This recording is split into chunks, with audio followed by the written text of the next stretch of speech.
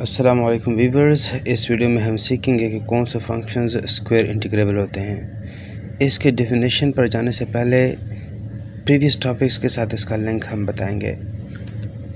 हमने पढ़ा था कि सेट ऑफ वेक्टर्स, कौन सा वेक्टर साई फाई का and so on Hilbert space बनता है अगर ये सर्टेन फोर प्रॉपर्टीज़ को सेटिस्फाई करें।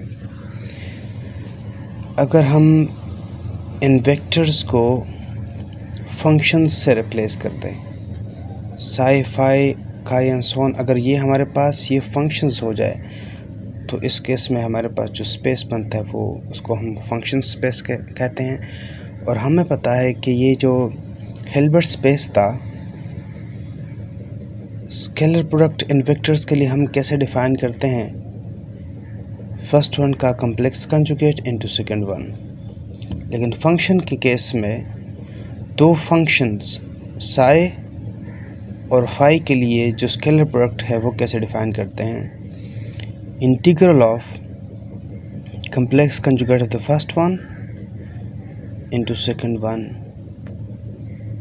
dx।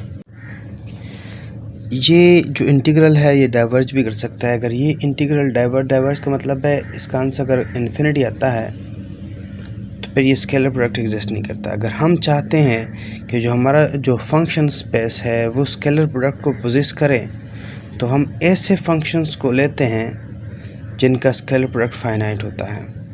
अब हम प्रॉपर जाते हैं स्क्वायर इंटीग्रेबल फंक्शन के डेफिनेशन पर। In particular,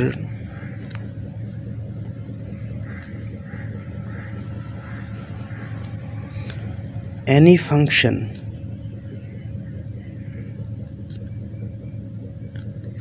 psi of x is said to be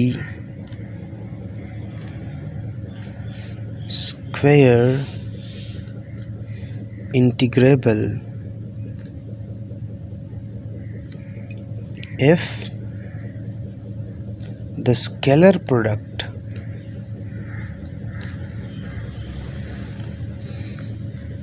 of psi with itself, जो कि है psi का psi के साथ scalar product, by the definition of the scalar product of functions, integral first one का complex conjugate into second one dx। और हमें पता है कि जब हम किसी कम्प्लेक्स नंबर का कॉन्जुगेट लेके उसको अपने साथ मल्टीप्लाई करते हैं तो उसके मैग्नीट्यूड का स्क्वायर आता है हमारे पास।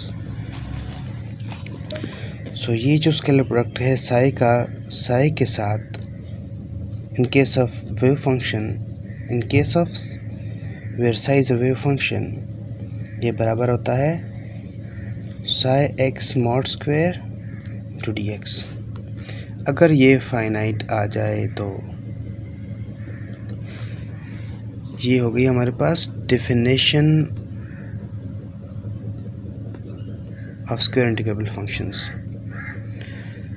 कोई फंक्शन तब ही स्क्वायर इंटीग्रेबल होता है, कहलाता है, अगर उसका अपने साथ जो स्केलर प्रोडक्ट है वो फाइनाइट आ जाए। अब यही जो हमारे पास ये जो हमारा फंक्शन स्पेस है यही हिल्बर्ट स्पेस बनता है। क्यों? क्योंकि हिल्बर्ट स्पेस के तमाम प्रॉपर्टीज़ को सेटिस्फाई करता है। मिसाल के तौर पर कोई भी दो फंक्शंस का लीनियर कॉम्बिनेशन, हमारे पास एक दो स्क्वायर इंटीग्रेबल फंक्शंस का लीनियर कॉम्बिनेशन, हमारे पास एक स्क्वायर इंटीग्रेबल फंक्शन ही आता है। अमूमन इसको हम अपर केस साई से डिनोट करते हैं, ठीक है। और इसी तरह ये जो हमारे पास इक्वेशन है, ये इक्वेशन नंबर 1, ये हिल्बर्ट स्पेस के तमाम प्रॉपर्टीज़ को सेटिस्फाई करता है। इसीलिए ये जो हमारे पास स्पेस ऑफ फंक्शन है ये हिल्बर्ट स्पेस ही है। A good example of the square integrable function is the wave function of quantum mechanics। अब ये कैसे स्क्वायर इंटीग्रेबल फंक्शन है? Born probabilistic bounds probabilistic interpretation के मुताबिक ये जो क्वांटिटी है ये प्रोबेबिलिटी देता है किसी पॉइंट का एक सर्टेन रीजन dr³ में, सर्टेन रीजन जिसका वॉल्यूम dr³ है उसमें उसकी प्रोबेबिलिटी देता है उस पार्टिकल एक पर्टिकुलर टाइम t के ऊपर। हम फ़र्ज़ करते हैं कि ये हमारे पास एक फ़ुटबॉल ग्राउंड है और ये उसमें एक छोटा सा वॉल्यूम dr³ है। तो ये जो क्वांटिटी है इस छोटे से वॉल्यूम में फुटबॉल के पाए जाने की प्रोबेबिलिटी इम्कान बताता है। अब फुटबॉल इस पूरे ग्राउंड में होगा तो हम यहाँ पर उसकी प्रोबेबिलिटी फाइंड कर सकेंगे। प्रोबेबिलिटी या तो 1 होती है या 0 होती है। 1 का मतलब कि फुटबॉल या वो पार्टिकल स्पेस में एग्जिस्ट करता है, मौजूद है, और 0 का मतलब है कि वो स्पेस में वो पार्टिकल है ही नहीं।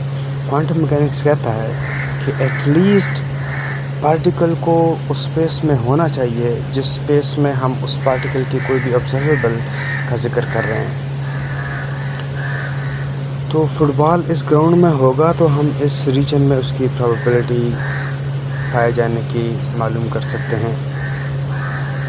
मतलब ये है कि ये प्रोबेबिलिटी इस छोटे से रीजन में रहती है तो उसका इंटीग्रल लेंगे तो इस पूरे रीजन में फुटबॉल के पाए जाने की या पार्टिकल के पाए जाने की प्रोबेबिलिटी हमारे पास आ जाएगी। t² d³ और ये हमारे पास क्या है असल में -∞ to +∞ इंटीग्रल ऑफ dx। इसी तरह dr किसके बराबर है, dx/dc ना, वॉल्यूम है, +∞ dy and -∞ to +∞ integral of psi of r t dz। This should be equal to 1। मतलब फुटबॉल को इस ग्राउंड में मौजूद होना चाहिए और ये क्या है, एक फाइनाइट नंबर है। तो जब किसी वेव फंक्शन की जो स्केलर प्रोडक्ट है अपने साथ वो किसी फाइनाइट नंबर के बराबर आता है तो हम कहते हैं कि वो जो वेव फंक्शन है वो स्क्वायर इंटीग्रेबल होता है। सो ये जो हमारा wave function of quantum mechanics है इसका भी अपने साथ जो स्केलर प्रोडक्ट है वो 1 के बराबर आ रहा है, तो मतलब ये भी स्क्वायर इंटीग्रेबल है। और हम ऐसे वेव फंक्शन को जिसकी probability in the whole space 1 होती है उसको हम नॉर्मलाइज्ड कहते हैं। और क्वांटम मैकेनिक्स में अगर कोई फंक्शन नॉर्मलाइज्ड नहीं है, स्क्वायर इंटीग्रेबल नहीं है, तो उसकी कोई फिज़िकल सिग्निफिकेंस नहीं।